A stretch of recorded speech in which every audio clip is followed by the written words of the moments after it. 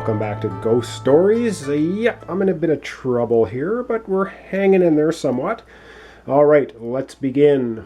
First up on my board, any ghost actions? No, there are not. It's not overrun. So unfortunately, not overrun means we draw another ghost. This time we get the yellow. It is a Coffin Breakers. It only has one to get rid of it. However, we're going to have to draw another ghost card, and the yellow ability is going to be locked down. Well, not too worried about the yellow ability. It just means at the start of the turn, you always get a chi token. I have not used the yellow ability, but we'll lock it down anyway. However, we need to draw another ghost card. And wow. All right, so Hound of Depth. It's blue. And once again, I'm going to have to look up this particular symbol. I do believe it means you cannot get rid of this by using dice. But let me double check that. It is going to go out here, and I'll be right back after checking that. All right, so that is in fact what it means. It means that you cannot use Tau dice against that ghost. So yeah, I am now officially in a bit of trouble.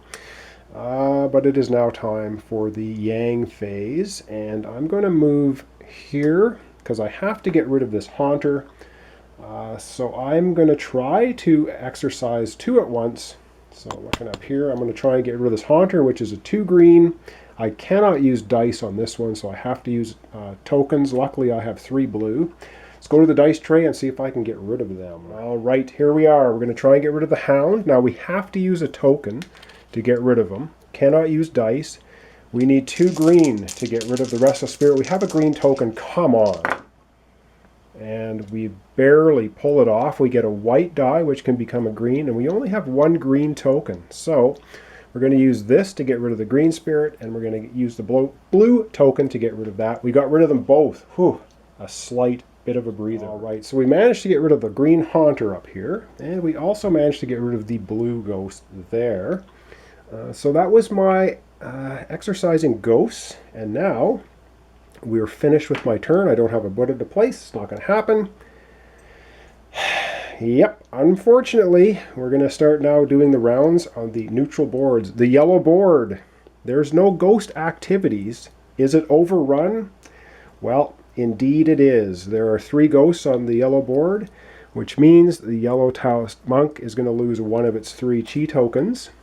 Again, not totally the end of the world if the yellow board runs out of chi tokens. However, if there are no chi tokens on the yellow board and you have to remove one, it comes off of me. All right, that's the yellow neutral board. The green neutral board only has 1 ghost with no abilities, not overrun, nothing much is going to happen. 2 ghosts, no abilities, no overrun, nothing much is going to happen. Back to me on the red board. No ghost abilities, not an overrun, drawing another ghost card. This one also cannot be defeated using Tau die. It's only 1 though. And the unfortunate thing is we have nowhere to put it on the yellow board because the yellow board is full. So I'm just going to have to check the rules here and see what we do. I believe it goes to any other board we like, and we might lose a chi token, but let me just double check the rules. All right, so I looked it up. So basically, if the board is full, you get to place it on any other empty space. If all spaces are filled on all boards, you lose a chi. Not going to lose a chi. I'm going to place it on my own board right here, and that is going to end the arrival of ghosts. Now we're into the Yang phase, which is movement. My special ability, of course, I can move wherever I want. I'm going to fly across the board to this space right here, allowing me to attack both of these ghosts at the same time. Now this one I can't use chi dice on, but I have yellow tokens. This one needs 1 yellow token. Let's go to the dice tray and see if I can get rid of those 2 ghosts. All right, so in order to get rid of the walking corpse, I have to use a token. So I'll just put the token on there. Now we need 1 yellow to get rid of the Coffin Breakers. And I have a yellow and a white, so good for me. They are both defeated. That yellow token goes back, and back to the board. All right, so I managed to defeat both ghosts. And now that is off to the place Buddha. Don't have one, not going to happen. Around the board we go. This time the yellow board has no ghost activations. It is not overrun. The green board has no ghost activations, not overrun. The yellow board, no ghost activations, not overrun. Back to me. I don't have any ghost activations on my board. It started the in phase. I'm not overrun. Yep. It means along comes another ghost. And this is a wicked one. It is green, it is a haunter, and it is 3. I have no green tokens whatsoever. I am going to use the Buddha figure here to just destroy this green ghost immediately. Away it goes. So that, again, gives me a slight bit of breathing room. And now it is my turn. That was place ghost. So now we're onto the yang phase. So move. I'm going to move to the temple. And I'm going to spend my last using other abilities tokens to be able to use the temple twice, which means I get to pick up the 2 Buddhas. And that's going to be the end of my turn. I can't place them on the same turn I pick them up. So that's not going to happen. All right, so very quickly that was my turn. Now we're over to the neutral boards again. Yellow board does not have ghost activations, not overrun, nothing happens. Green, no ghost activations, nothing happens, no overrun. Blue, no ghost activations, no overrun, nothing happens. And all of a sudden, we're right back to me, and we start my turn again. I have no ghost activations. I am not overrun. That means we draw another ghost card. This time we have another blood drinker, and it's 2 red. We have to roll the tormentor die if we defeat it or exorcise it. I'm going to put it on the left. And now it is my turn. And I think, oh boy, I've got to think about what to do. Actually, I'm going to move, I'm going to fly back here, and I'm going to, or should I, what am I going to do? I think I'm going to move here, and I'm going to attack the 1 blood drinker. So let's go to the dice tray, see if I can take it out right. Trying to get rid of the blood drinker. An absolutely horrifically useless roll. Do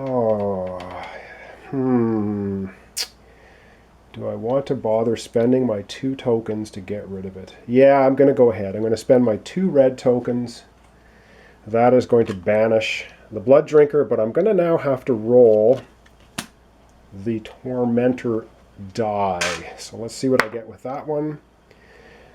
That is very bad. It means one of the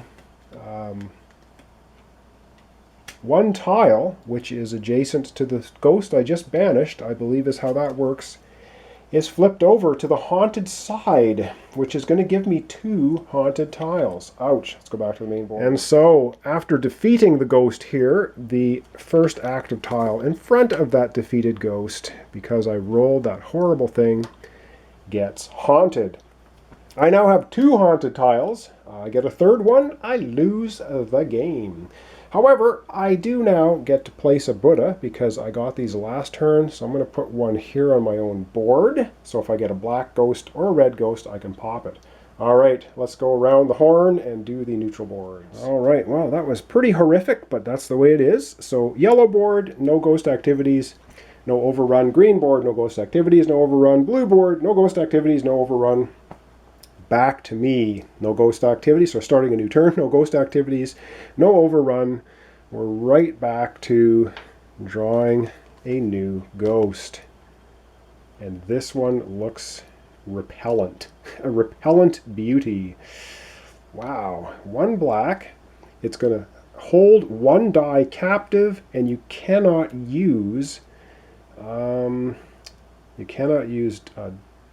dice to defeat it. So I'm going to actually put it in the center here. I'm not going to pop that one. It's not as bad as you think. So one of the dice is held captive, and that's going to be bring ghosts onto the board. And so how I'm going to defeat it, so now we're into the Yang phase. I'm going to move here. Now I cannot use any dice, so I'm not going to bother even rolling dice, but I do have a black token left. So I'm doing an attack ghosts right now. I spend the black token. I get rid of the black ghost. It is defeated. Oh, and as a reward, I get one token of my choice. And which token? Wow, we're getting in bad shape. I'm going to go for token of my choice. I'm going to go for a black one, I think. Get it back again. And that is the end of attacking. So now I can place the Buddha here if I want. And I think, you know what, I'm in such trouble. I think I'm going to place one. I'm going to place it here. And now, tilt up. We're going to do the neutral boards. So yellow, no ghost activities, no overrun. Oh, and I defeated the one that locked down the yellow ability. So I can remove that. I think I did that a couple of turns ago. Forgot to remove it. I don't use that ability anyway. Over to green board, no ghost abilities, no overrun. Blue board, no ghost abilities, no overrun. Back to me. So, gonna do, I think, one more turn here. And see, maybe one, maybe two. And see what happens. All right. No ghost abilities, no overrun means we draw a new ghost. This time we have a blue ghost, an abysmal. Going to take 2 to get rid of it, and we have to roll that horrible die when we do, in fact, get rid of it. Now, the blue board is, I guess, what you want to call overrun. So now it is time for me to do the Yang phase. So I'm going to move right here, and I'm going to attack the 2 ghosts at once. I need 1 blue, and I need 2 red. Let's go to the dice tray, see if I can exorcise the 2 ghosts at once. And this is going to be very difficult because I have no red tokens whatsoever. So I need 2 red to banish this guy. 1 blue, I do have tokens. So 2 black, a yellow, and that's not going to happen. So I have to use a blue token just to get rid of the 1 blue ghost. No reward, no penalty for doing so. However, the blood drinker goes right back where it came from, back to the main board. All right, well, not so successful, but not the worst either. And now that's the end of my turn. So now we do neutral boards, and yellow, no ghost activations, no overrun. Green, no ghost activations, no overrun. Yellow this time, no ghost activations, and no overrun because I just got rid of that one. Which brings us right back to me, and yes, this will in fact be the last turn. And so of course I have no ghost activations, no overrun on my board, so I'm going to draw a ghost card. This time it is a green. Why are getting so many that have this rotten symbol on them? That's really bad. And it's a rotten soul with a rotten symbol. This is a 2, and it goes out on the board. I think I'm going to place it up in that corner.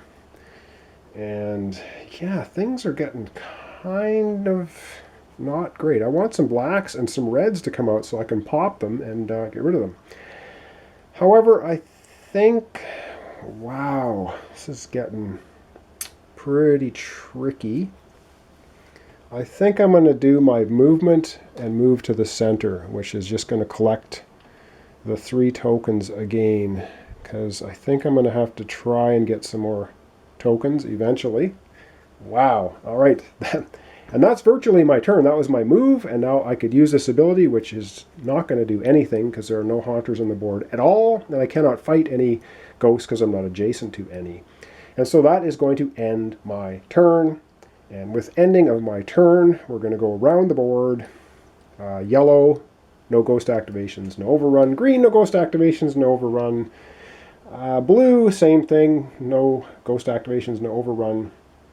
Which brings us right back to my turn. And I said last turn was the very last turn. Let's do one more just to see how much trouble I can get into. All right, my board. No ghost activations, no overruns, which means a ghost appears. And unfortunately, this was a really wimpy one. I have to pop it with a Buddha because it's red and I don't have any other option. And so it gets popped. The Buddha figure goes back to the temple. So I guess I got a bit of a breather there. And so with that little bit of a breather, I'm going to now go to my Yang phase, which is move to, again, the Herbalist. I'm going to use the Blue's ability to be able to use the Herbalist twice. And so let's go to the dice tray and collect my much needed tokens. All right, collecting tokens. What do we get? 2 black. Well, what can I say about that? 2 black tokens. I now have 3. Come on, I need some other colored tokens, not black. I get a yellow and a green. Okay, so I guess not terrible. So now I have 3 black, 1 blue, 2 yellow, 1 green. Back to the board to wrap up this episode.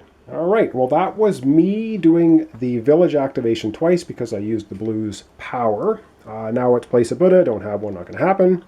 And now we're just going to go around the board once to do the neutral boards, and that's going to end off this episode. I'll give you a little recap of how many cards are left and what's happening. So yellow board, no ghost activations. No overrun. Same with green, no ghost activations, no overrun. Same with blue, no ghost activations, no overrun. Which brings us back to me, but I'm going to end off the episode here. So to recap slightly, we have 3 black tokens, 1 blue, 2 yellow, 1 green, and no red. We have a Buddha out here on our own space. As far as ghost cards go, we only have 4 more until Wu Fang comes out. So we're staying alive. Nothing too horrible is out on the board yet. I say that. And so far we're hanging in there. And I have a funny feeling that next episode will probably be the last one. We'll just run it out until we're finished. So anyway, thanks so much for watching. Thanks for subscribing. Thanks for liking my videos. If you do, join me next time for the conclusion to Ghost Stories, the solitaire playthrough.